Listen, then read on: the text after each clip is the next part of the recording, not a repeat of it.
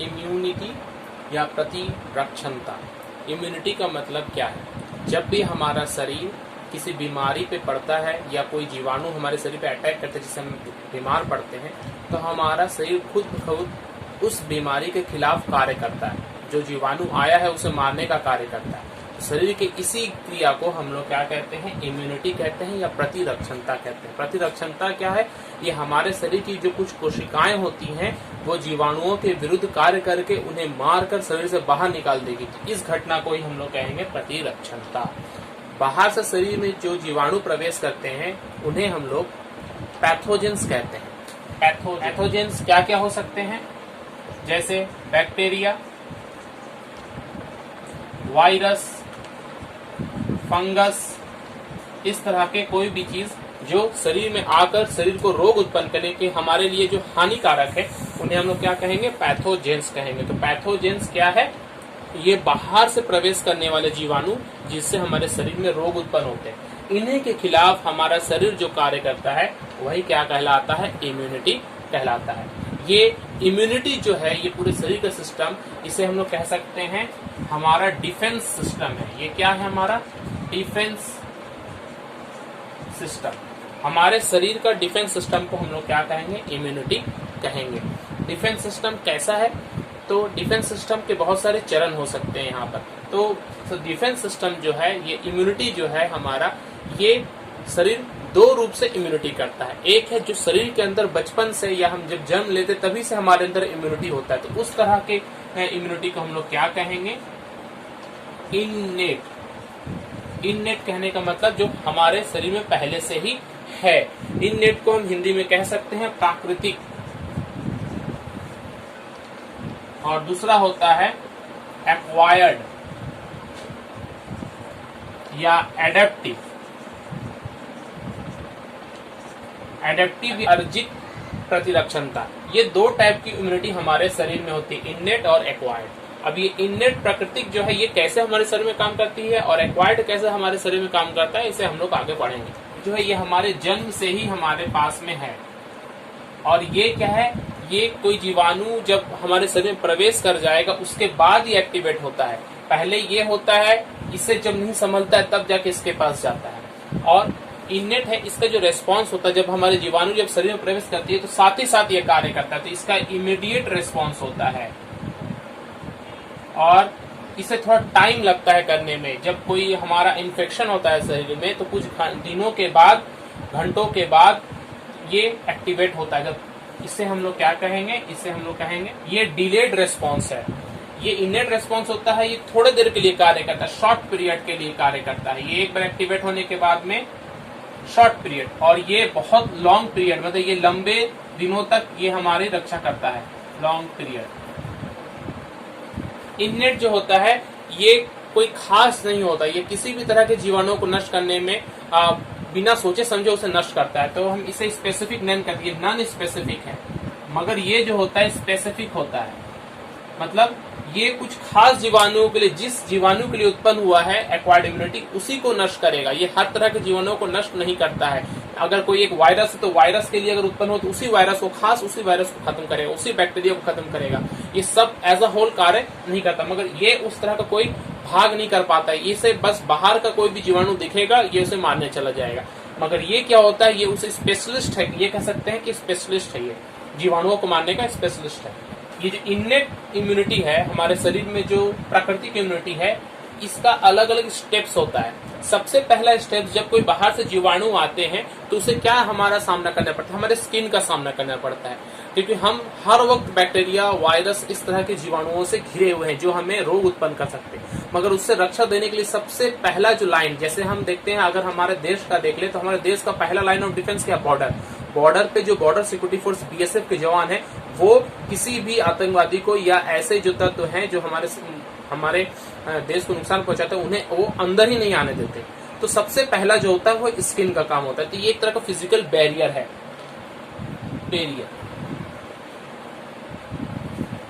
Physical barrier में हमारे पास skin है, म्यूकस लाइनिंग है।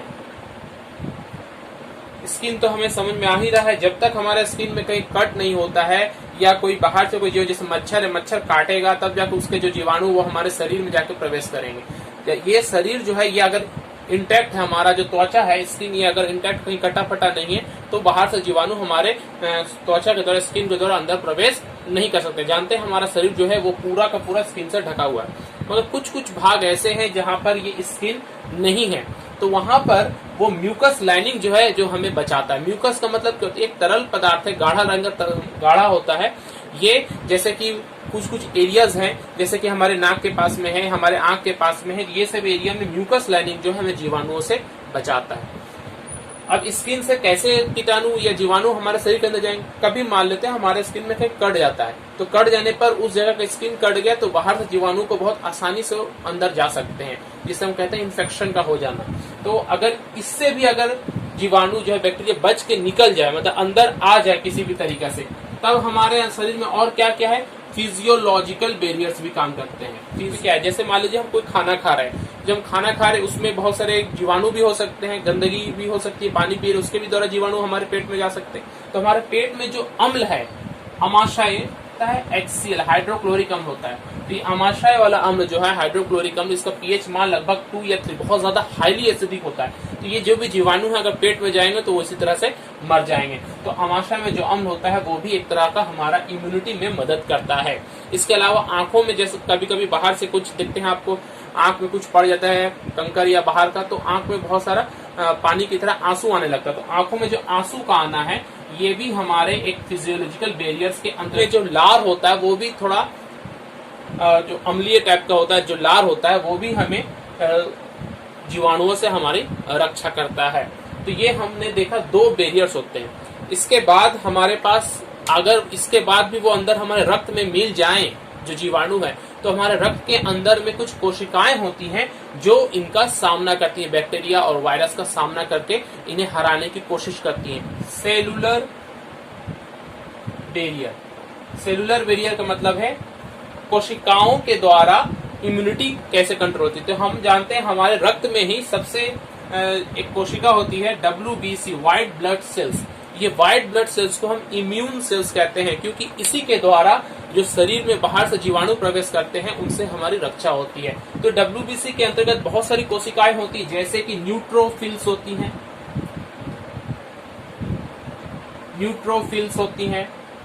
मैक्रोफेज होती हैं, लिम्फोसाइट्स, इसको नेचुरल किलर सेल्स भी कहते हैं, natural killer cells, NK। Natural killer मतलब अगर कोई जीवाणु शरीर के अंदर रक्त में आ गया तो उसे वो देखेगा नहीं कि वो क्या है, चाहे कोई ऐसा भी जीवाणु बाहर से आया है, बस उसे ये लिम्फोसाइट जाकर सीधे ही मार डालेगा, उसे काट डालेगा। न्यूट्रोफिल्स भी वही काम करता है, वो सीधे जाके मार डालता है।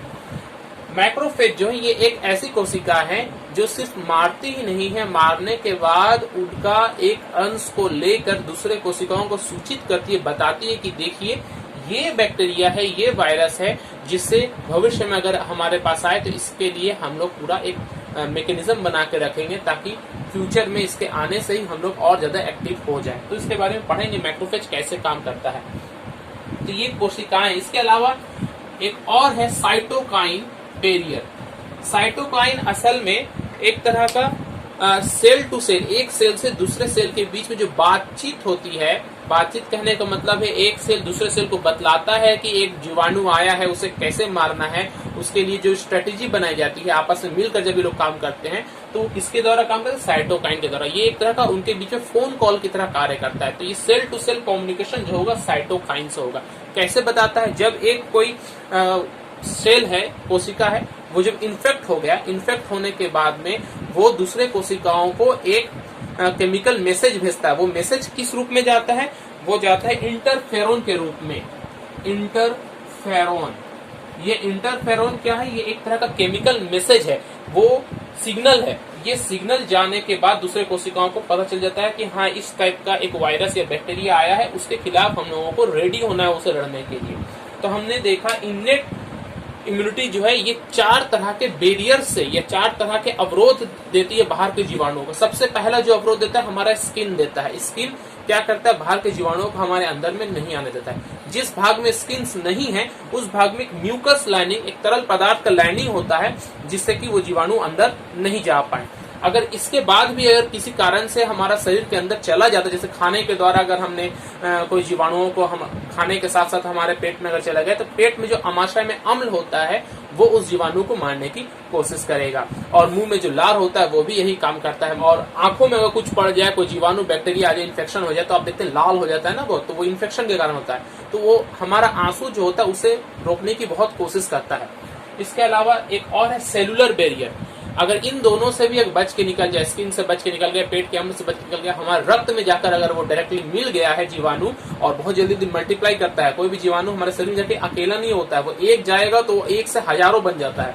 तो उस समय वो सेलुलर बैरियर जो होता है, हमारे अंदर की जो कोशिकाएं होती हैं, वो कोशिकाओं में सबसे इंपॉर्टेंट है WBC, जो रक्त में पाई जाती है, व्हाइट ब्लड सेल्स। इनकी संख्या बहुत कम होती है, लेकिन इनका काम सिर्फ और सिर्फ बाहर के जीवाणुओं को मारना होता है, मतलब इम्यूनिटी प्रदान करना होता है। तो WBC में जो कुछ कोशिकाएं हैं, सेल्स हैं, जैसे न्यूट्रोफाइल्स, मैक्रोफेज, लिम्फोसाइट्स, ये जो नेचुरल किलर सेल्स, ये सब क्या होती हैं, उन कोशिकाओं को मार डालती है। और मारने के बाद ये खास करके जो मैक्रोफेज है, ये मैक्रोफेज क्या करता है, उन कोशिकाओं को मारने के बाद उन पर रिसर्च करता है, कह सकते हैं, उनकी संरचना के बारे में दूसरे कोशिकाओं को बतलाता है, और उसके खिलाफ भविष्य में जब कोई भी दोबारा इन्फेक्शन होगा तो उससे लड़ने की क्षमता हमारे पास रहेगी। चौथा है साइटोकाइन बैरियर। साइटोकाइन बैरियर का मतलब वही होता है कि हमारे यहाँ हमारे देश में देखते हैं, एक स्टेट से दूसरे स्टेट के बीच में कभी कभी क्या होता है, क्रिमिनल्स भाग जाते हैं। कभी बंगाल में होने के बाद में बिहार में चला जाएगा, बिहार से यूपी में चला जाएगा। तो अगर पुलिस, दोनों स्टेट के पुलिस के बीच में आपस में कॉन्टेक्ट रहे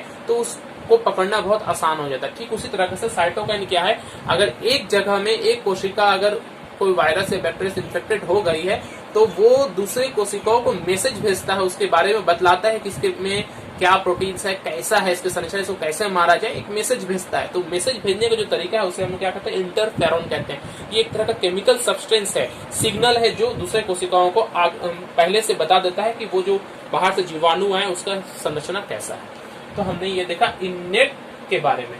अब हम जाएंगे एक्वायर्ड इम्यूनिटी जो है, ये मेनली दो टाइप से होती है। एक सेल से तो होती ही है और एक प्रोटीन के द्वारा होती है।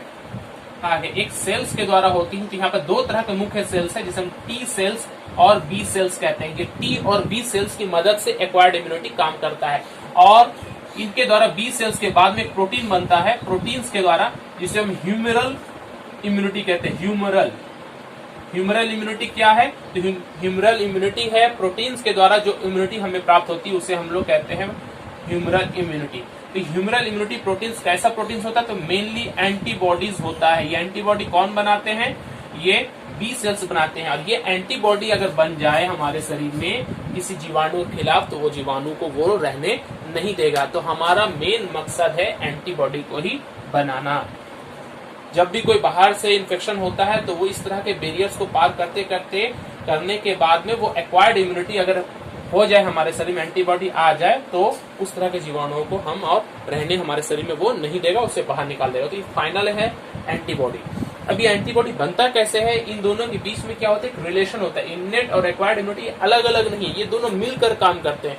ये एक साथ जब मिलकर काम करेंगे तो हमारे शरीर का इम्यूनिटी जो है ये बहुत अच्छा हो जाएगा। तो ये एक दूसरे से मिलकर कैसे काम, इम्यूनिटी का पूरा प्रोसेस को अगर हम समझेंगे तो इसे दो भाग में हम बांट सकते हैं। एक है इनेट और दूसरा है एक्वायर्ड। इनेट में क्या होता है, सबसे पहले कोई वायरस या कोई जीवाणु जब हमारे शरीर में प्रवेश करता है और सब तरह के बैरियर को अगर वो पार कर जाता है, हमारे रक्त में आ जाता है, तो हमारे रक्त में तो बहुत सारी कोशिकाएं हैं जो उसे मार गिराती है। मगर एक खास कोशिका है मैक्रोफेज, जिसे हम कहते हैं, M5 लिखा है, इसको लिखने का तरीका मैक्रोफेज।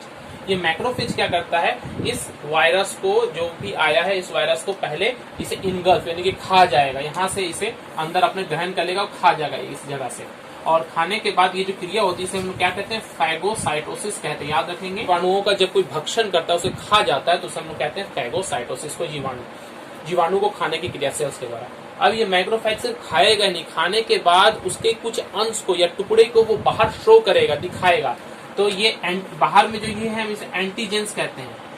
कोई भी बाहरी जीवाणु जो हमारे शरीर में आकर हमारे रोग उत्पन्न करते हैं, उसे हम एंटीजेंस कहते हैं। तो ये उसका कुछ एक अंश यानी कि एंटीजन को बाहर प्रेजेंट करेगा, इसको एंटीजन प्रेजेंटेशन कहते हैं। बाहर उसे शो करेगा और लोगों को और दूसरी कोशिकाओं को बतलाएगा कि ये किस टाइप की कोशिका है, ये किस टाइप का वायरस है। और हमारे शरीर में जो हेल्पर सेल्स हैं, टी सेल्स होते हैं, ये टी सेल्स का काम क्या है, इसके पास एक एंटेना की तरह कुछ संरचना है। ये इसके एंटीजेन्स को देखकर उसके बारे में जानकारी लेगा और समझ जाएगा। समझ जाने के बाद में ये फिर रिस्पांस जो देगा वो है साइटोटॉक्सिक टी सेल बनाएगा। साइटोटॉक्सिक कहने का मतलब है ये इस टाइप का सेल जो है ये उस वायरस को डायरेक्टली जाकर मारने की क्रिया करेगा। और इसके अलावा एक और चीज करेगा, वो बी सेल्स को एक्टिवेट करेगा। बी सेल्स हमारे पास पहले से, मगर वो एक्टिवेट नहीं है। उस बी सेल्स के पास में ये देखिए वाई के आकार का जो बनाया है, कैपिटल वाई, ये एंटीबॉडीज ये पहले से मौजूद होती हैं। मगर जब बी सेल्स को ये स्पेसिफिक बता दे कि देखिए इस टाइप का वायरस है, तो ये जो अपना एंटीबॉडीज का जो शेप देख रहे हैं, ये जो वाई का जो शेप है यहाँ पर, ये ऊपर का जो शेप होता है ये चेंजेबल होता है, ये आपस में वेरी करता है, मगर ये नीचे वाला कांस्टेंट होता है। तो ये अपने ऊपर वाले शेप को ऐसा ही चेंज करेगा ताकि इसके खिलाफ वो काम करे और ये वाई आकर इसको दबाकर इसको खत्म कर डाले, तो वो स्पेसिफिक एंटीबॉडीज बनेगा। ये देखिए ये एंटीबॉडीज बन रहा है स्पेसिफिक है, सिर्फ इसी वायरस के लिए बन रहा है। ये एंटीबॉडीज इसी वायरस को मारेगा। एंटीबॉडीज पहले से ही बी सेल्स के पास में है, मगर उसको थोड़ा मॉडिफाई करके ठीक परफेक्ट इसके खिलाफ वो ट्रेनिंग देकर इसके खिलाफ वो मारना चाहेगा। तो स्पेसिफिक एंटीबॉडीज का बनना ही हमारा मेन गोल है। और उसके बाद ऐसा कितना भी वायरस क्यों ना आ जाए, हमारे शरीर में एंटीबॉडीज की क्रिया बहुत तेजी से और बनने लगेंगी और इस वायरस को जाके वो मार गिराएगा। तो यहाँ पर पहला जो ये सिस्टम देख रहे हैं फेगोसाइटोसिस तक जो माइक्रोफेज है, ये हमारा इन्नेट है, इसे हम इन्नेट इम्यूनिटी कहते हैं। और इसके बाद जो टी सेल्स और बी सेल्स यहाँ पर आ गए काम में, उसे हम लोग कहेंगे एडेप्टिव या अर्जित इम्यूनिटी। यहाँ दो चीज और समझना, इम्यून रेस्पॉन्स। इम्यून रेस्पॉन्स क्या है? जब हमारा शरीर किसी बाहरी जीवाणुओं के खिलाफ जो कार्य करता है, जो स्ट्रेटेजी अपनाता है उसे मारने के लिए, यही हमारा इम्यून रेस्पॉन्स है। इम्यून रेस्पॉन्स दो टाइप के हो सकते हैं, पहला है प्राइमरी, दूसरा है सेकेंडरी। प्राइमरी रेस्पॉन्स क्या है? प्राइमरी रेस्पॉन्स का मतलब है जब कोई जीवाणु हमारे शरीर में आए, शरीर में आने के बाद उसे पहचाना जाता है, ये पूरा प्रोसेस होता है जो मैंने बताया। पूरा प्रोसेस होने के बाद उस स्पेसिफिक एंटीबॉडीज बनता है और एंटीबॉडीज बनने के बाद वो जीवाणुओं को नाश कर देता है। तो ये जो प्रोसेस है इसमें कुछ टाइम लग जाता है। आज अगर इन्फेक्शन होता है तो 4 दिन 5 दिन का टाइम लगता है ये पूरा प्रोसेस होने में, एडेप्टिव इम्यूनिटी होने में। पहली बार जब ये क्रिया होगा तो ये बी सेल्स जो एंटीबॉडीज बनाएंगे, तो ये बी सेल्स जो है इसके पास में मेमोरी होता है। जिस तरह से हम किसी चिप में मेमोरी लोड करके रख सकते हैं, ठीक उसी प्रकार से बी सेल्स के पास में भी कुछ मेमोरी होता है, इसे मेमोरी सेल्स भी आप कह सकते हैं। ये मेमोरी के रूप में इस तरह का जो वायरस है इसका पूरा संरचना को अपने डेटाबेस में इसे रख लेता है। और रख लेने के बाद में फ्यूचर में कभी फिर से दोबारा ये वायरस अगर आए तो ये उस एंटीबॉडीज को बहुत ही जल्दी प्रोड्यूस करेगा, बहुत ही जल्दी बनाएगा। ये इतना बड़ा प्रोसेस से फिर गुजरना नहीं पड़ेगा, पहचानने की जरूरत इसे नहीं पड़ेगा, ये सब की जरूरत नहीं पड़ेगा। डायरेक्टली बी सेल्स को पता चलेगा कि अगर कोई वायरस आया है वो क्या, वो अगर वही टाइप है जो पहले कुछ दिन पहले या कुछ साल पहले आया था, तो फटाफट वो पहले से उसके पास में एंटीबॉडीज का वो पूरा संरचना बना हुआ है, वो फटाफट उसे प्रोड्यूस करेगा और प्रोड्यूस करने के बाद वो फाइट करने के लिए आ जाएगा। तो ये सेकेंडरी जो इम्यूनिटी है ये प्राइमरी इम्यूनिटी की तुलना में बहुत जल्दी कार्य करता है, इसे ज्यादा टाइम नहीं लगेगा। तो इस तरह का जो सेकेंडरी इम्यूनिटी होता है उसमें मेमोरी आ जाती है। मेमोरी इसका एक खास गुण है। हम लोग देखते हैं कभी कभी कहा जाता है कि किसी को अगर एक बार स्मॉल पॉक्स हो जाए तो उसे फ्यूचर में फिर दोबारा स्मॉल पॉक्स नहीं होता है, या होगा भी तो पहले की तुलना में उतना ज्यादा खतरनाक नहीं होगा, उतना ज्यादा तकलीफ नहीं होगी। क्यों? क्योंकि एक बार कोई रोग हो जाए तो उसके खिलाफ हमारे शरीर में एंटीबॉडीज जो बनते हैं उसका एक मेमोरी बन जाता है। दोबारा कभी वो आए तो उससे बहुत जल्दी से हम लोग लड़ सकते हैं, हमारा शरीर बहुत जल्दी से लड़ सकता है। तो यही है प्राइमरी और सेकेंडरी इम्यूनिटी रिस्पॉन्स। एंटीजन या प्रतिजन, अब तक हम लोग एंटीजन पढ़ रहे थे। एंटीजन होता है क्या? सिंपल भाषा में अगर कहें तो बाहर से जो भी कोई पदार्थ हमारे शरीर में आ जाए, मतलब जो हमारे शरीर का पदार्थ नहीं है, हमारे शरीर का कोई अंश नहीं है, बाहर से आया हुआ है, तो उसे हम एंटीजन कहते हैं।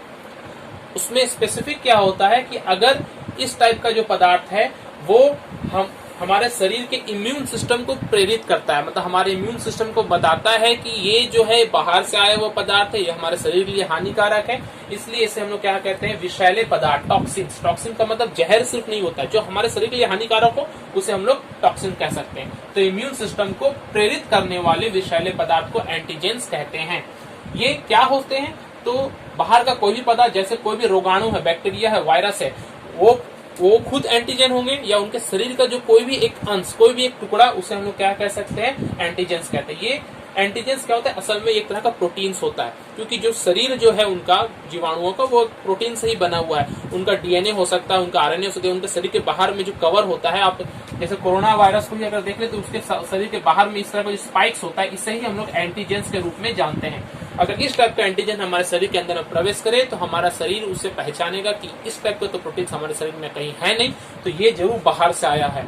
अब बाहर से जब आया तो हमारा इम्यून सिस्टम क्या होगा, प्रेरित हो जाएगा, और इम्यून सिस्टम जो है वो कार्य करना चालू कर देगा। कार्य करते करते वो इसके खिलाफ, हमने पढ़ा कि दो टाइप का हमारे पास इम्यूनिटी, इननेट और एक्वायर्ड। एक्वायर्ड इम्यूनिटी में जब जाएगा, अर्जित इम्यूनिटी में जाएगा, तो वो इसके खिलाफ अपना हथियार बनाने लगेगा, जिसे हम एंटीबॉडीज कहते हैं। तो एंटीबॉडीज असल में क्या है, वो भी एक प्रोटीन है जो इस पर कार्य करेगा और इसे नष्ट कर डालेगा। एंटीबॉडी या प्रतिरक्षी पदार्थ, हमारे शरीर के अंदर में जो रक्त है, उस रक्त के अंदर में WBC पाया जाता है। WBC का ही मेन काम है इम्यूनिटी प्रदान करना। वो WBC के अंदर में एक टाइप की कोशिकाएं होती है जिसे हम लिम्फोसाइट्स कहते हैं, मतलब ये WBC है, उनका एक प्रकार है। ये लिम्फोसाइट्स जो है, ये हमारे शरीर में एंटीबॉडीज का निर्माण करते हैं। परिभाषा क्या है, लिम्फोसाइट्स द्वारा निर्मित वे प्रोटीन्स, ये क्या है, एंटीजन भी प्रोटीन है और एंटीबॉडी भी प्रोटीन है। वे प्रोटीन जो शरीर में आने वाली एंटीजेंस की क्रियाशीलता को नष्ट करता है, जो शरीर में बाहर से एंटीजेंस आ गए हैं उन्हें निष्क्रिय करता है, उन्हें मार डालने की कोशिश करता है, तो और हमारे शरीर को रोग से बचाता है, उसे क्या कहते हैं, एंटीबॉडी कहते हैं। तो एंटीबॉडी का शेप है, ये अंग्रेजी के अक्षर Y के समान होता है। इसे सिंपल हम लोग ऐसा बना सकते हैं। ऊपर का जो स्ट्रेन है, ये ऊपर का ये भाग चेंजेबल हो सकता है, ये जैसा जैसा एंटीजेंस होगा वैसा वो शेप लेके उसे मारने की कोशिश करेगा। नीचे का जो इसका बेस है वो फिक्स रहता है। ये एंटीबॉडी जो प्लाज्मा में जो घुले होते हैं, क्योंकि ये उत्पन्न होते हैं प्लाज्मा में ही हमारे शरीर पे, तो प्लाज्मा में जो घुले होते हैं उन्हें हम कहते हैं इम्यूनोग्लोब्यूलिन्स। ग्लोब्यूल का मतलब होता है प्रोटीन और इम्यूने का मतलब होता है इम्यूनिटी प्रदान करने वाला। तो वो प्रोटीन जो हमारे शरीर में इम्यूनिटी प्रदान करता है, हमारे शरीर में इम्यूनिटी उत्पन्न करता है, उसे हम लोग कहेंगे एंटीबॉडीज को इम्यूनोग्लोब्यूलिन्स भी कह सकते हैं। सीरम, छना हुआ प्लाज्मा। छना हुआ प्लाज्मा कहने का मतलब है, जब हम किसी ट्यूब में अगर अपने ब्लड को अगर रखेंगे तो रखने के बाद हम देखते हैं जो उसका कोशिका वाला भाग है वो नीचे बैठ जाता है, प्लाज्मा ऊपर में हल्के पीले रंग का होता है। तो ये हल्के पीले रंग का ही होगा छना हुआ प्लाज्मा, जिसमें आरबीसी और फाइब्रिनोजेन नहीं पाए जाते। आरबीसी जिसकी वजह से रक्त लाल होता है, और फाइब्रिनोजेन ये एक तरह का प्रोटीन है जो रक्त को जमने में सहायता करता है। मतलब जमने के बाद जो बचा हुआ जो तरल भाग है उसे हम लोग क्या कहेंगे, सीरम कहेंगे। ये सीरम क्यों इंपॉर्टेंट है, क्योंकि जो इम्यूनिटी में जो एंटीबॉडीज प्रोड्यूस हो रहे हैं वो कहाँ पर पाई जाती है, प्लाज्मा में। प्लाज्मा में अगर हम और गौर करके कहें, अगर सबको छान के निकाल दे तो सिर्फ एंटीबॉडीज उसमें पाया जाता है। तो सीरम में मेनली क्या पाया जाता है, एंटीबॉडीज पाया जाता है। इसका उपयोग कहाँ करते हैं, सबसे पहली बात, कुछ अगर रोग का जांच करना है तो सीरम का इस्तेमाल करते हैं, और इलाज के लिए भी हम सीरम का इस्तेमाल कर सकते हैं। जैसे मान लीजिए कोई एक लोग है, कोई भी व्यक्ति अगर किसी रोग से पीड़ित है, कोई उसको बीमारी हो गई है, तो उसके शरीर में उस बाहर के जो जीवाणु है उसके खिलाफ में एंटीबॉडीज बन गए हैं। एंटीबॉडीज बनने के बाद वो ठीक हो गया। अब अगर उसके शरीर से ये सीरम को निकाल ले, मतलब ब्लड निकाले से सीरम निकाले और दूसरे व्यक्ति को दें, तो वो दूसरा व्यक्ति को जो रोग से लड़ने में मदद मिलेगी। मतलब उसे फिर से एंटीबॉडीज बनाने की जरूरत नहीं होगी, क्योंकि एंटीबॉडीज ऑलरेडी उसके शरीर में हम बाहर से डाल रहे हैं। बाहर से किसके माध्यम से डाल रहे हैं, जो व्यक्ति पहले बीमार पड़ चुका है, वापस ठीक हो चुका है, उसके ब्लड का सैंपल लेते हैं, उसके सीरम को निकालते हैं और उस सीरम को हम दूसरे व्यक्ति में इंजेक्ट कर देते हैं, जिसकी वजह से उसमें पहले से जो एंटीबॉडीज बनना है वो बहुत तेजी से एंटीबॉडीज बनता है और उसके ट्रीटमेंट में ये काम आता है। एंटीबायोटिक्स, एंटी का मतलब होता है विरुद्ध और बायोटिक्स का मतलब लाइफ। तो लाइफ के विरुद्ध, किसके लाइफ के विरुद्ध, जीवाणुओं के लाइफ के विरुद्ध। तो ये एंटीबायोटिक्स असल में हम अगर इस साधारण भाषा में कहें तो ये एक दवा है जिसे हम खाएंगे तो हमारे अंदर में जो जीवाणु है जो हानि पहुंचा रहे हैं उनके विरुद्ध ये कार्य करता है और उन्हें मार डालता है। तो ये क्या है, असल में ये विशिष्ट जीव कुछ खास ऐसे बैक्टीरिया या फंगस, कवक उनके उपचयी पदार्थ से प्राप्त है। उपचयी पदार्थ या मेटाबॉलिक पदार्थ कहने का मतलब है जब शरीर में कोई क्रिया होती है, चाहे पाचन कहें या श्वसन कहें, इस तरह की कोई क्रिया होती है, जो उसमें से जो पदार्थ बनते हैं उनका इस्तेमाल हम लोग एंटीबायोटिक्स के रूप में कर सकते हैं। इनका उपयोग सूक्ष्म जीवों को नष्ट करने के लिए किया जाता है। सूक्ष्म जीव जैसे कि बैक्टीरिया है, वायरस जो हानि पहुंचा रहे हैं, उन्हें नष्ट करने के लिए किया जाता है। ये दवा है असल में एंटीबायोटिक्स। एंटीबायोटिक एक दवा के रूप में भी ले सकते हैं, नेचुरल एंटीबायोटिक्स भी होते हैं। तो सबसे पहले 1928 में अलेक्जेंडर फ्लेमिंग जो वैज्ञानिक थे, उन्होंने सबसे पहले एक एंटीबायोटिक बनाया जिनका नाम क्या था, पेनिसिलिन था। ये पेनिसिलियम पौधों या फंगस है, होता है एक टाइप का कवक होता है, उससे बनाया गया। इसका उपचार या इलाज हम लोग किसके लिए करते हैं, किस बीमारी को ठीक करने के लिए, पेनिसिलिन का उपयोग हम लोग करते हैं। न्यूमोनिया जो बीमारी है, ये न्यूमोनिया बीमारी क्या होती है, ये जब फेफड़ों में पानी भर जाता है तो इसे निमोनिया कहते हैं। मतलब श्वास नली में और फेफड़ों में जब पानी भर जाएगा तो उसके खिलाफ काम करने, उसे बचाने के लिए कौन हम इस्तेमाल करेंगे, पेनिसिलिन। इसके अलावा और भी कुछ जैसे स्ट्रेप्टोमाइसिन, टीबी बीमारी के उपचार में जो ट्यूबरकुलोसिस होती है उसके में हम लोग इसके बारे में कर सकते हैं। Penicillin, streptomycin. टीकाकरण या वैक्सीनेशन, आप लोगों ने देखा है छोटे बच्चों को पोलियो का टीका लगाया जाता है। तो ये टीकाकरण है क्या, तो किसी भी रोग के रोगाणु कहने का मतलब है जिस जीव से तो कोई रोग उत्पन्न होता है उसे हम लोग रोगाणु कहते हैं। जैसे बैक्टीरिया है, वायरस है, को प्रभावहीन बनाकर, मतलब उनका एक ऐसा सैंपल लेते हैं बैक्टीरिया वायरस का जो कि ज्यादा प्रभाव नहीं उत्पन्न कर सकता, या उससे जो उसके शरीर का कुछ भाग, जिसे हम एंटीजन कहते हैं, शरीर का कुछ भाग एंटीजन को प्रभावहीन बनाकर शरीर में पहुंचाते हैं, तो उसे क्या कहते हैं, टीका लगाने या वैक्सीनेशन कहते हैं।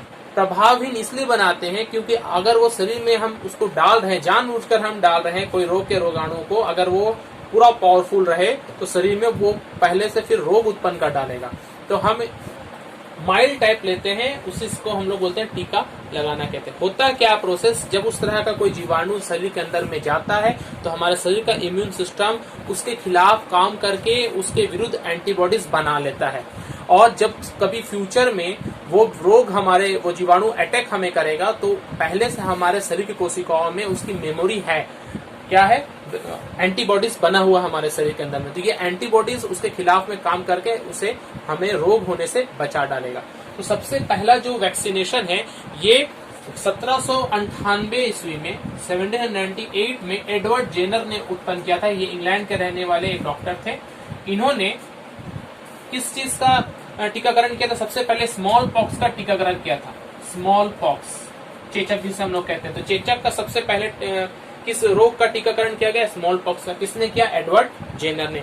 इसके बाद एक और वैज्ञानिक थे, वो बहुत फेमस है। 1885 ईस्वी में लुइस पैस्चर ने रेबिस जो रोग होता है, रेबिस रोग, उसका टीकाकरण। रेबिस क्या होता है, जो कुत्ते के काटने से जो रोग उत्पन्न होता है उसे हम लोग रेबिस कहते हैं। ये वायरस होता है। कुछ रोग और उसके टीका के बारे में जानकारी पता कर लेते हैं हम लोग। Diphtheria, tetanus, influenza type B. Influenza type B, इस तरह के जो रोग होते हैं उनका टीका होता है DTP HIV। डायप्थेरिया क्या है, कुकुर खांसी से हम लोग कहते हैं, मतलब खांसी जो बहुत तेज होता है उसे डिप्थेरिया कहते हैं। टेटनस सेप्टिक होता है। इन्फ्लुएंजा ये एक तरह का कॉमन फ्लू है, सर्दी बुखार जैसे मौसम में हम लोग होता है। तो इसका जो टीका दिया जाता है DTP का मतलब ये डायप्थेरिया, टी फॉर टेटनस, अब P से है परटूसिस भी हुपिंग कफ, और HIV, H मतलब हेमोलाइसिस, और I इन्फ्लुएंजा टाइप B।